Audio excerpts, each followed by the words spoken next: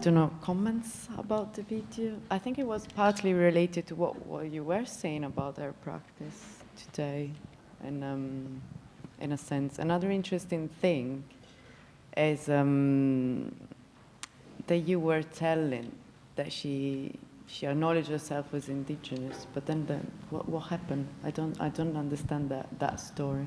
Well, she has a conflict with Chile, like many other Chileans living outside, like Alfredo Schar, for example, no? And it's always the big mother behind, because she didn't recognize Nelly Richer. It's a trauma around her.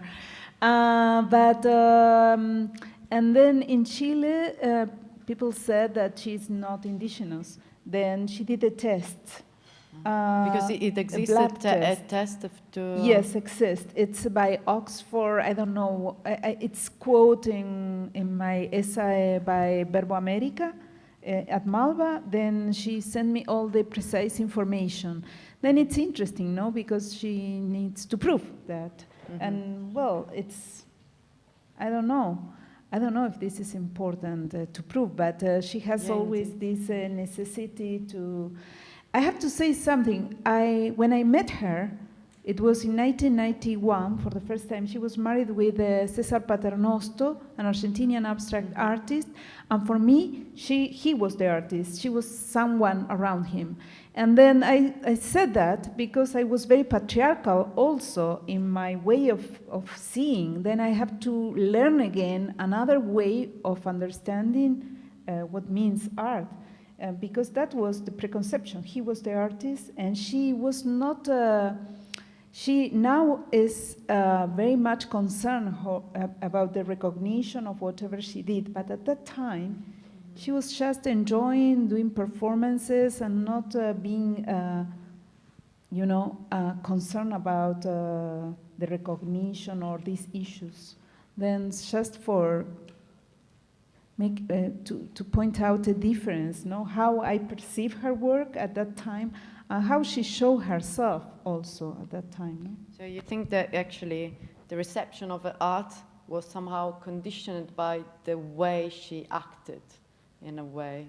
Because when we talked briefly on Skype, she was greatly lamenting this fact that now she's having a sort of like international recognition in the last few years, especially with Documenta here in Germany now.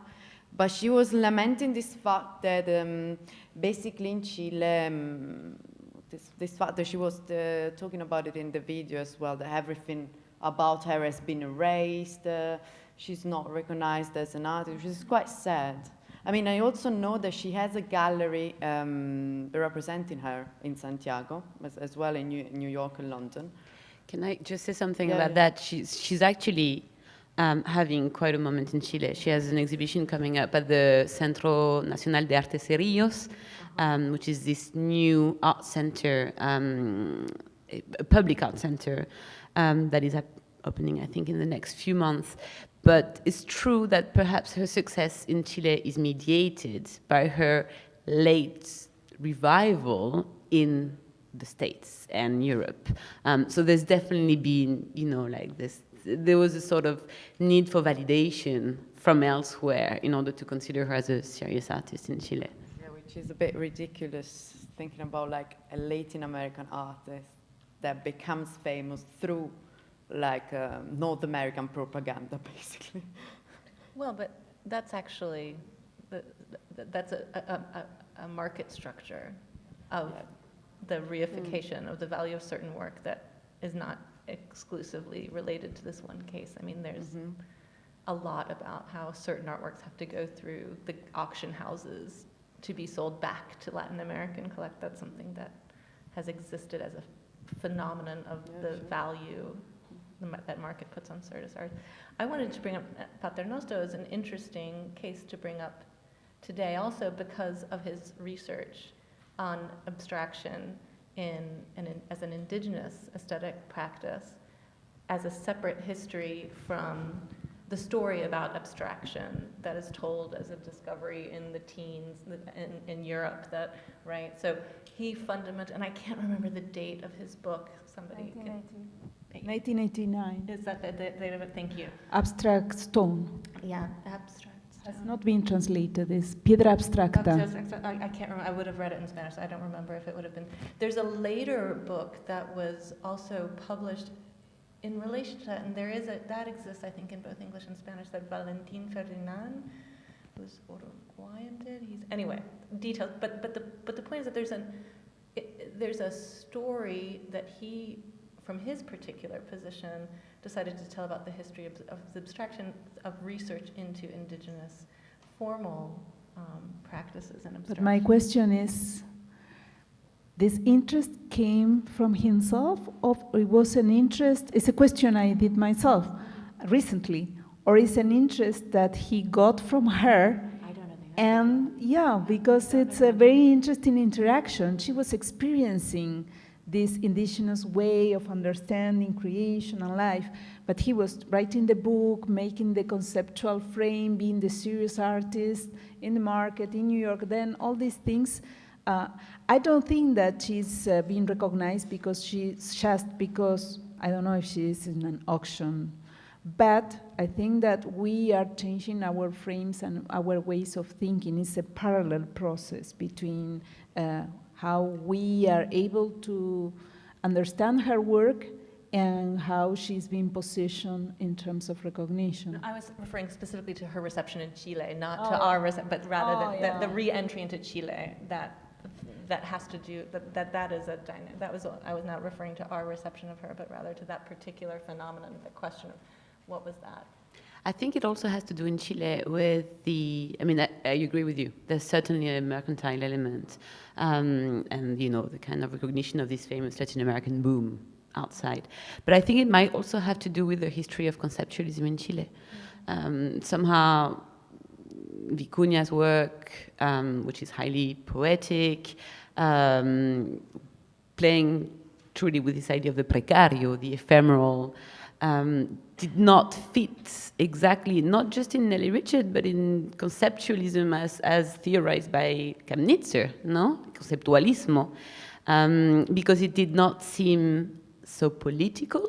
And I think somehow this kind of like Chile is moving on from this fascination for conceptualismo, which might explain why she's somehow finding her place now in the national art history. I'm not sure if you agree with that, Andrea, or if you see other factors as well. Well, I think the problem with Chile is that many people is not doing the work they should do. And then Nelly Richard did this work. She was interested in some things. That is good, okay. And then some other people should be writing about her and considering and not waiting for Nelly Richard to say, yes, she's great. It doesn't matter, Yeah. And then it's a very conditioned traumatic structure that researchers and scholars should go beyond of that. And I agree with you. I'm not saying, I'm not blaming Nelly Richard for omitting her. I'm more thinking about the framework of Latin American conceptualism. She never took care really about Cecilia Vicuña as a conceptual artist, and even Cada denied her participation. That was usual, these images, about the glass of milk. And it is very well documented, and she's not allowed to publish the documentation, the letters written by Lotte Rosenfeld to her. And these letters, I read it, but she's not allowed to publish it. And it's an archival proof that she was part of this event of Cada. And then it's a very strange, I don't understand, but I hope that now, in Chile, they are able to write about her work and to understand her work beyond the international recognition. She did incredible works. She has this amazing poem in the 60s about the revolutionary kiss that she said she was writing poetry early in the 60s. She was part of this group, No. And then she said to her boyfriend, supposedly, that, okay, we will be making research around Latin America, and we will be getting collecting kisses, and then we will make the perfect kiss, which is the revolutionary kiss. And then it's incredible. All her drawings we exhibit in Radical Women's, and drawings about eroticism are incredible, and she was less of 20 years old. Also, she told me that nobody wants to publish her diary because it was censored in Chile for being too erotic or something like that. I don't know, She something was bad that- happened because she has a full book to be published of her erotic poetry, That probably is and the part coup of the- d'etat came, and it was in Valparaiso University, and they lost the originals. Then when she published Sabor a mí, it was the only poems she had in London. Then it's lost, a lot of poems that were lost in the middle of the revolution. I don't know if she was The referring coup d'etat. to this or if she was referring to a personal journal that she wrote when she was younger. I don't know. It's quite interesting anyway. And also she was telling me that she has never properly credited for being co-founder of Artists for Democracy in London as well. That's probably another story. Giulia, you want to say something? No, now? yes, because I did some research for an article that is coming out on her role in Artists for Democracy. And I think that she had this exhibition in Chile about her archive.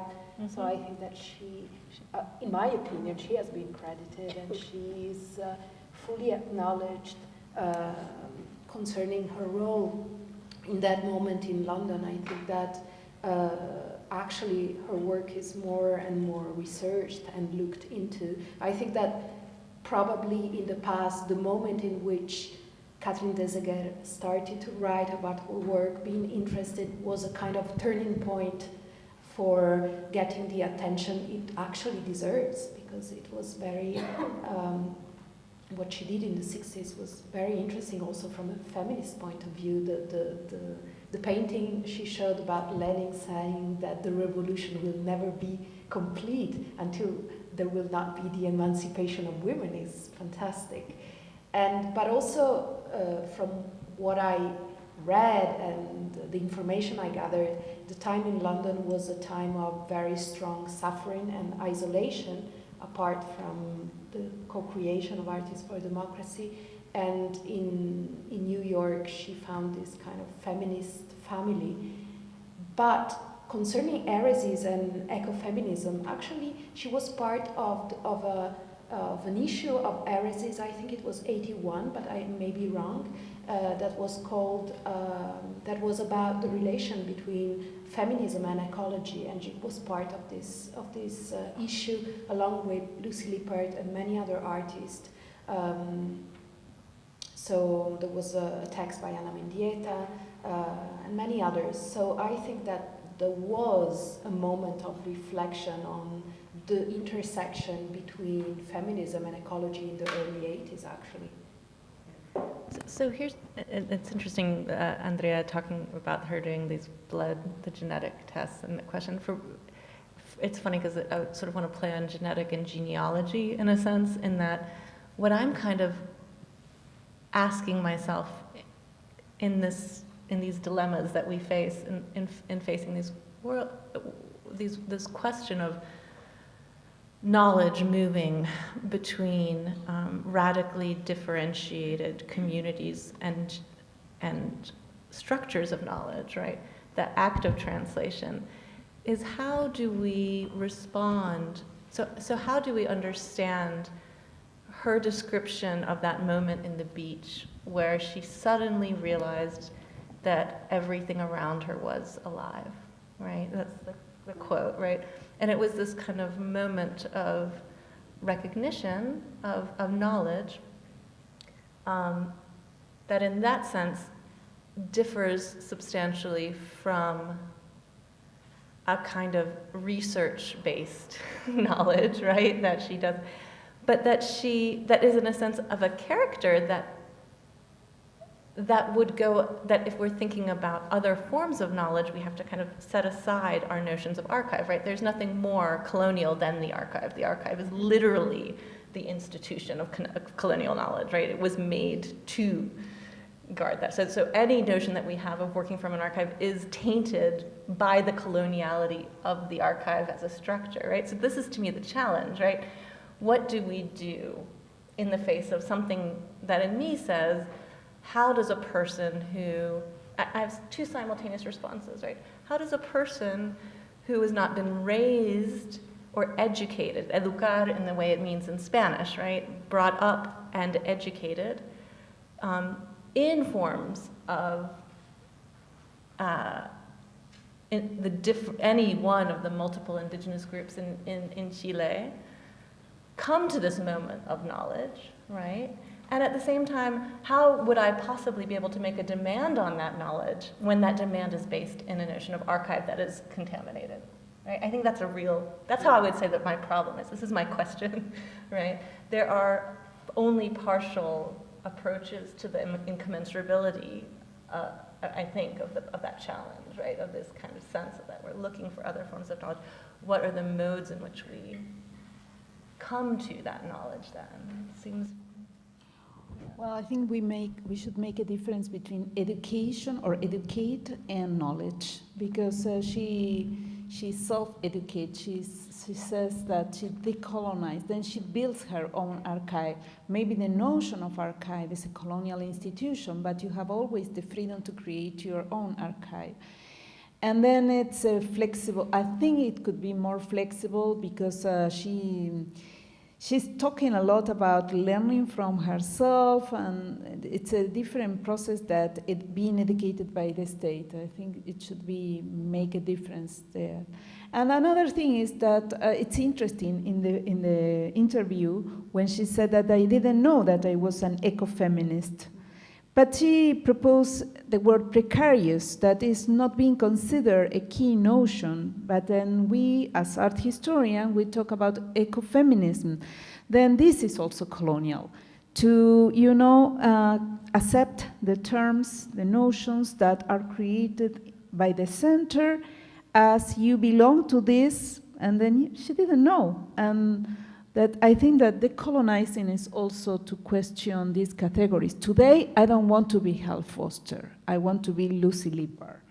Then it's an action also that we have to say that I can write here. I don't want to be Hal Foster. And then this is important. Yeah, to me, in general, ecofeminism, I have some problems specifically with these labels. But yeah, when we were talking on Skype, I was like, there is this essay by Julian Brown Wilson naming her ecofeminist, and so it was like, well, what do you think? I had the suspicion that she didn't really think about herself as ecofeminist. She was like, yeah, I've been included in these exhibitions that she was mentioning in the video, but she didn't say she didn't like it though. No. Somehow. She said, yeah, I didn't know before.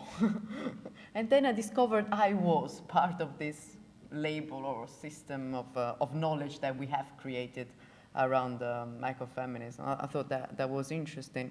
Also because I was a bit critical, but then she didn't mind it somehow.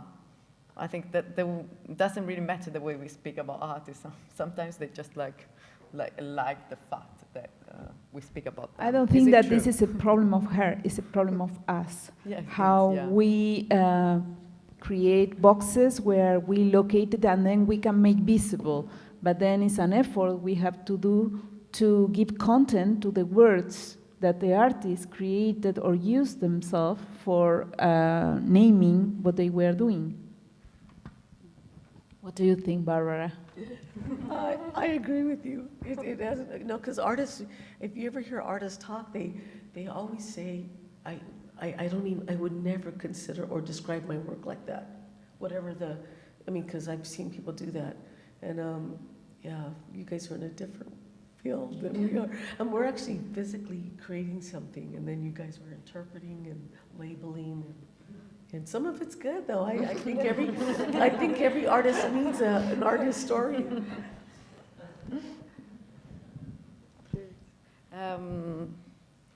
I think I just wanted to say something maybe to link up this. It's a beautiful film, and what she says with the topic of the conference, and kind of thinking about other means of resistance or kind of feminist ways to bring about change. And I think what you mentioned, Andrea, about the kiss, the revolutionary kiss, somehow made me think about a remark that Esther made this morning regarding, was it revolutionary violence? I'm not sure. And what Cecilia Vicuña says with the feminists and the pingüinos, and then the tomas feministas y manifestaciones feministas in Chile. And I think it was in 2011 that actually one of the actions that was orchestrated and performed by the students was something they called the besaton. So it was like, you know, this marathon of kissing. So all these students were doing a sit-in, and there was this kind of like passing the kiss. And in a way, this relates quite nicely to this revolutionary kiss and to thinking about affect as also like a posture of resistance that kind of convokes other properties. I think Elena Escobedo did something in the Museo de Arte Moderno in Mexico that's also related. Also Mónica Maya. And Mónica, yeah. So there's something, I think that was a little bit later, maybe early 80s, but something very kind of in that circuit. Yeah, and that somehow also relates to the Chinese whisper, or I'm not sure how to say it in Portuguese, like the, you know, the Geiger's action, yeah.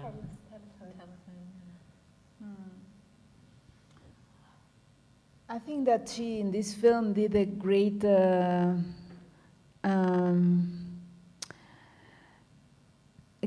narration about what is the present experience, because she is proposing a generational dialogue. She's recognizing herself. She's not telling they, the young, has to recognize my work.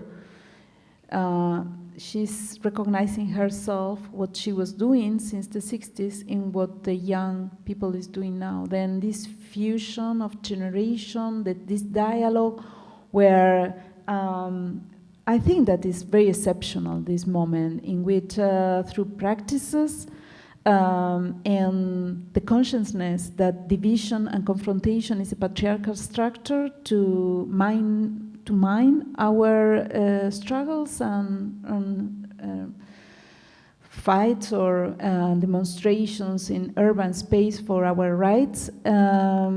It's a new conscience about what is feminism now, which is not just an issue of women, it's an issue of the society. It's feminism is to make clear that capitalism wants our bodies, female bodies, but bodies of everybody, and the feminine side of all the bodies is being banned, is historically being banned, and then feminism is in alliance with all the feminicized bodies, and it's not just about women in a very essentialist way, which is something that was in a seminal way in feminism in the 60s, but not conceptualized.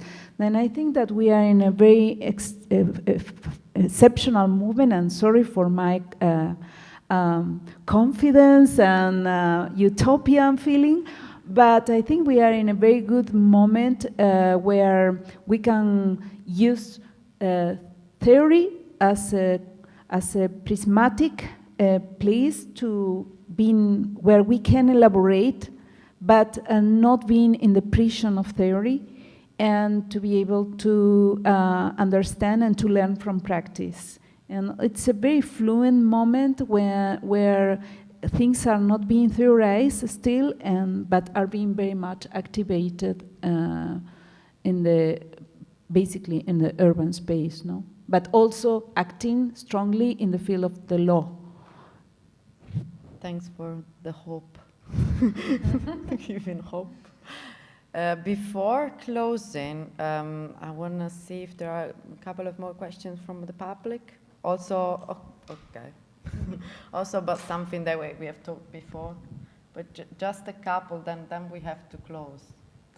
So thank you for a very inspiring symposium, and I have 3 very short questions, but general, I think.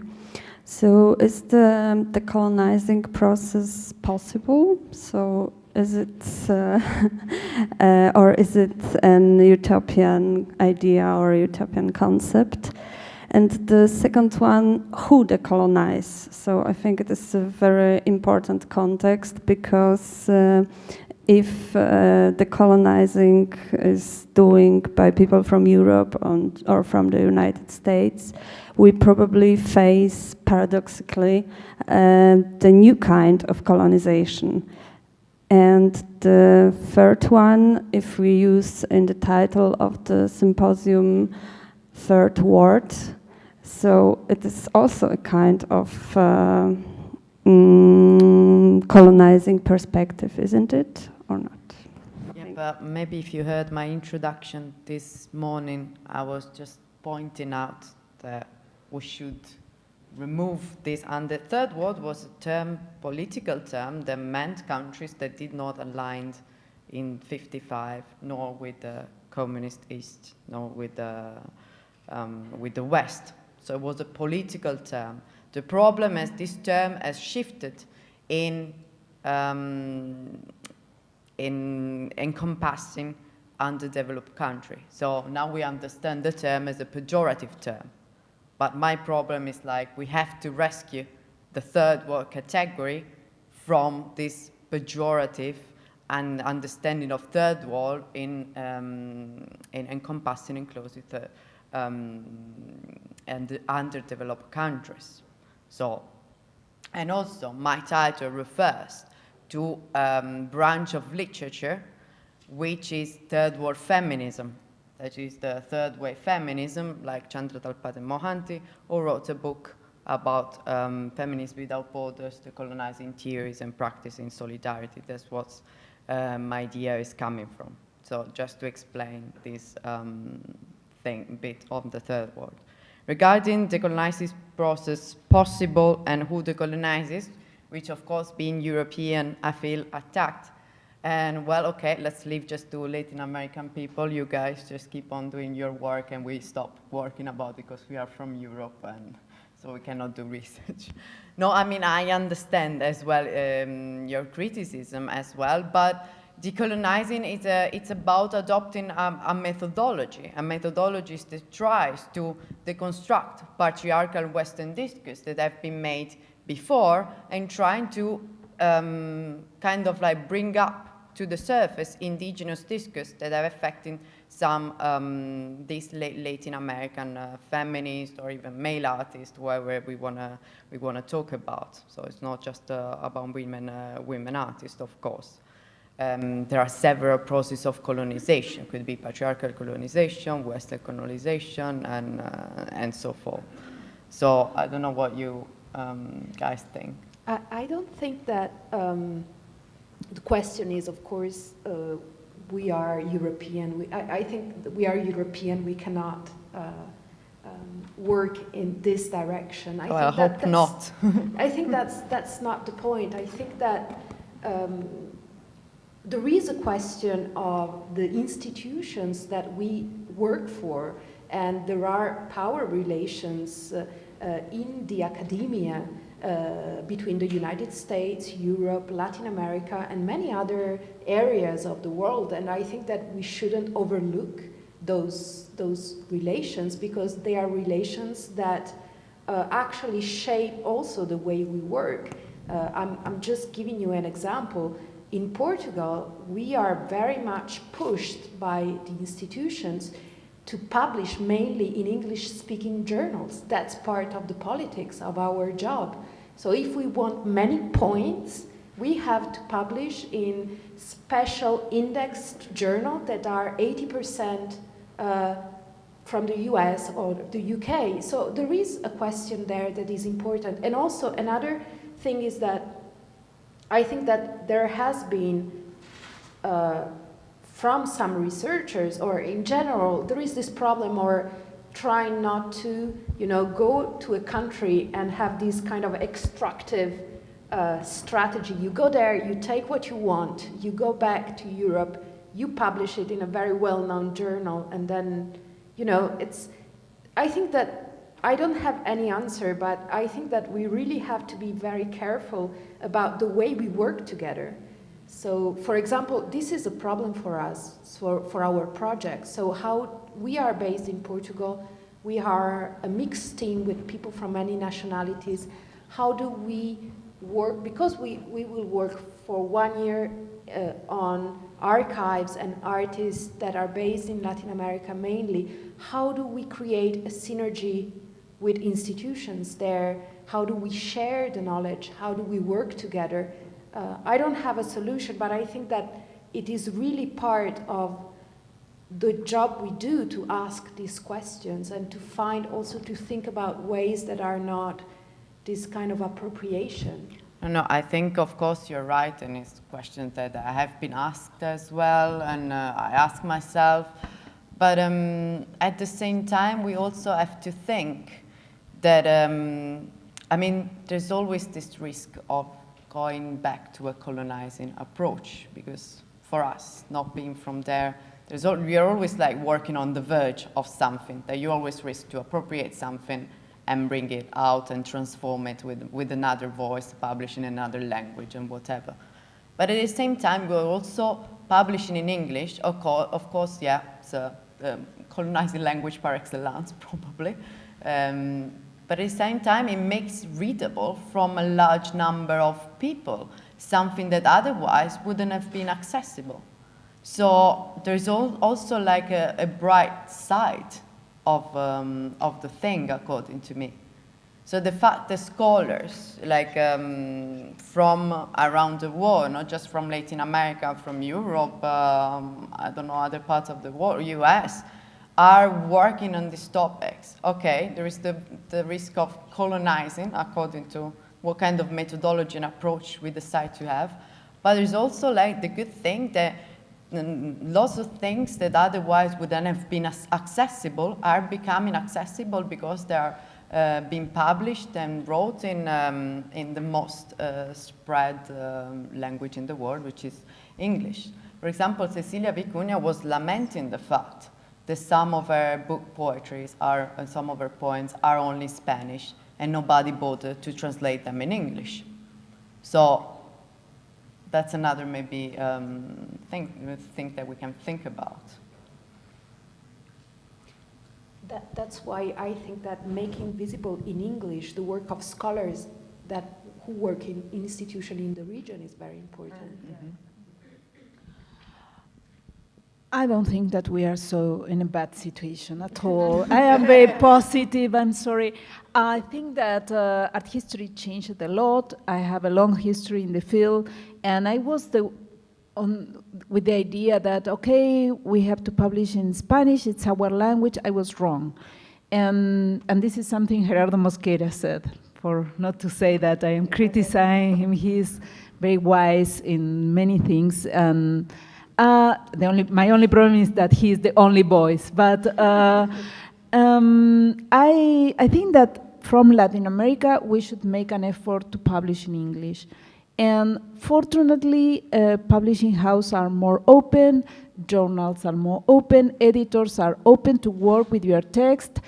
Fortunately, English is being corrupted more and more, and being created this kind of lingua franca that you can translate in Google and works in what I talk, the English for catalogs is the most basic language. The English for the Venice Biennale, for the document, is a basic language that you can translate with Google and works perfectly. Then means that we are corrupting the language and we are accumulating the power of making a lingua franca. Then we should work on that way.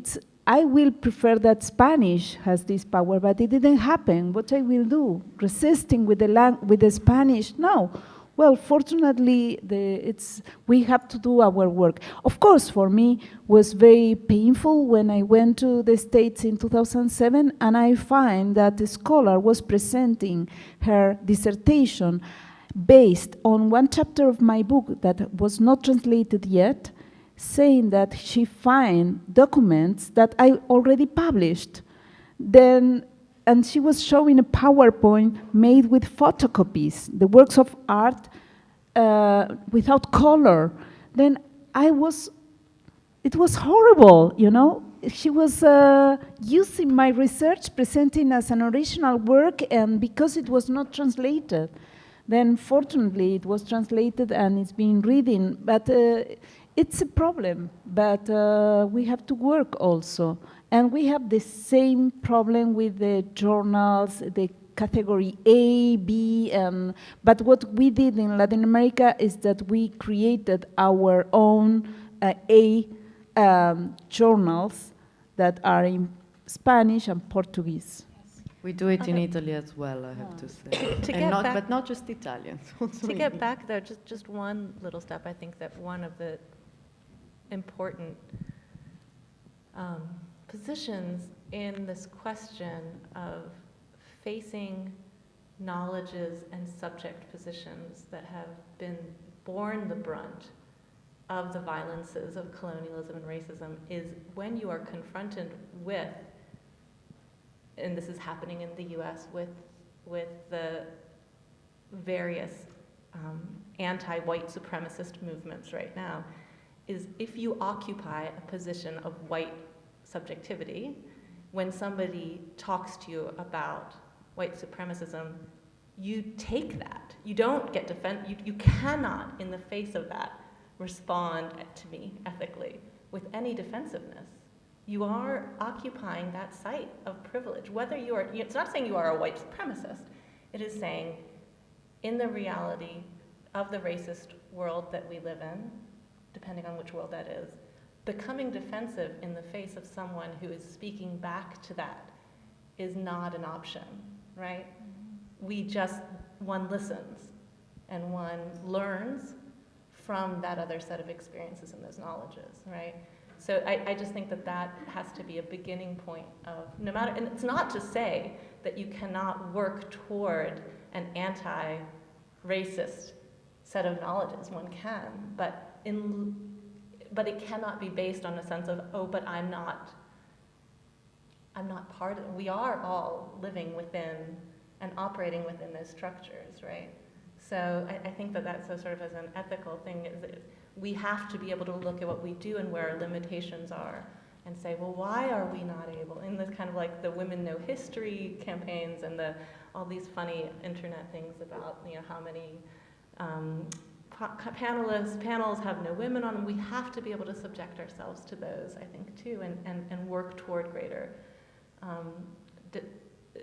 presence of knowledges in our work. And it's a process. It is not something to she left the who can do with decolonization a utopian. Any such process has to be a process. I think once we accept that, we say that there's an end point, then that is itself not taking into account how hard the work must be and the challenges that are involved in it. So.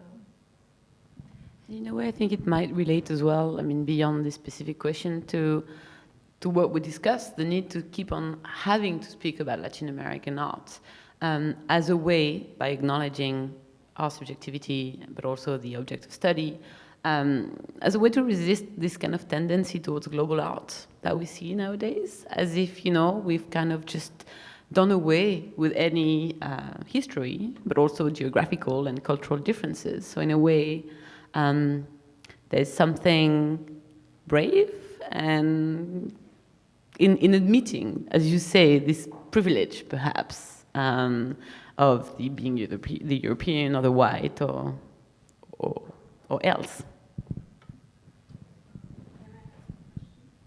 Yeah, last question. I wanted to ask you about the Radical Women exhibition, and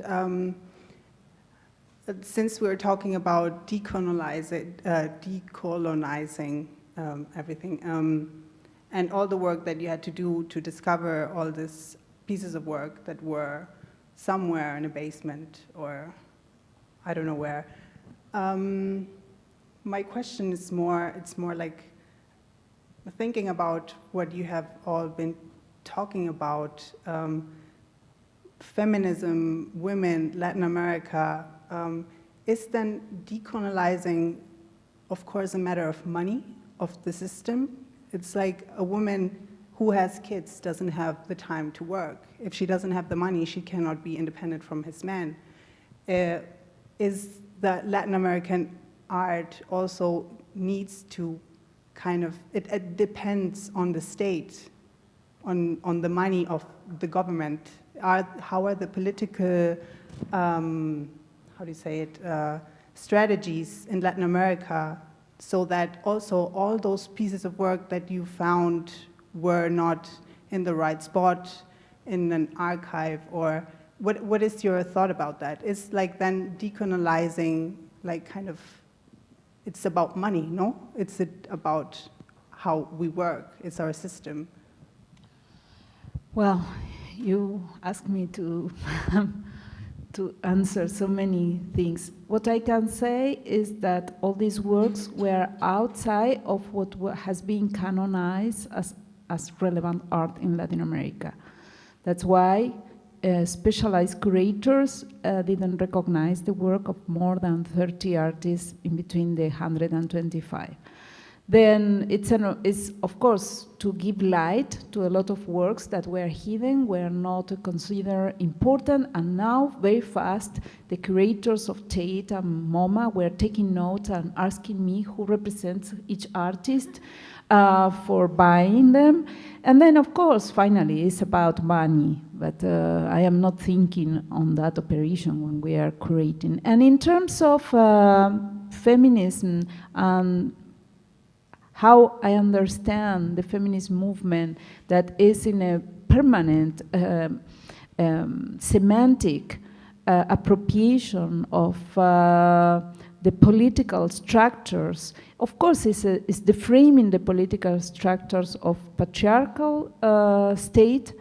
But it's mainly the consciousness about how is our place in the capitalist system. We are the industries. We are the industries of human beings. Then it's the strike is about that also. You know, it's about reproductive rights. It's about our time. It's about many things that are being conceptualized in terms of capitalism. Then this is something that is being elaborated from the because it's not just a demand. It's not just one point. Is a complete reconceptualization that has not to do just with women, has to do also with whatever is outside of the patriarchal order. Then it's a fusion of many things. It's a dialogue through history, it's a dialogue between women, between different generations, and it's an open dialogue with whoever's recognize in himself the feminine oppressive side. Then it's also a feminism that is being formulated for men. Feminism now is not confrontation, I think it's education, it's opening ways for understanding and not just confronting or even no confronting. It's more, okay, making clear some things, but going beyond, and empathy is part of feminism, knowledge and pedagogy and didactic. And then we are working very hard on that things. Then are all these things together? It's not just one response, it's not just one law, it's a change that involves all of us. And art history is just the white, middle, educated part of that we have to change. That was the perfect closure of the whole symposium. I want to thank you all for being such a great bunch of speakers today. And of course, our public as well, who has been the entire day, I think it's been almost 8 hours that we have been talking and discussing, but it has been great, seriously. Thank you very much all for coming here and all for you for participating.